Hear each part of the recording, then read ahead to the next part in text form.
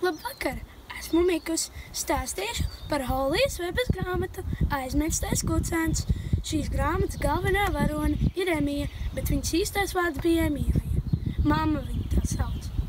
Šajā grāmatā Emijas mamma bija dzimusi Japānā, bet tādēļ viņa gribēja izvēlēties vienu šķirni no Japānas, kuru sauca Šiba.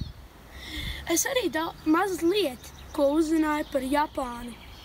Šajā grāmatā bija stāstīts, kā Emijas kucēns Rina aizbēga un kā viņi atkal satikās. Jums vajag zināt, jo šī grāmata ir ļoti jauka. Jums vajag šo grāmatu obligāti izlasīt. Šī ir visjaukākā no visām Holijas Vebas grāmatām. Atā!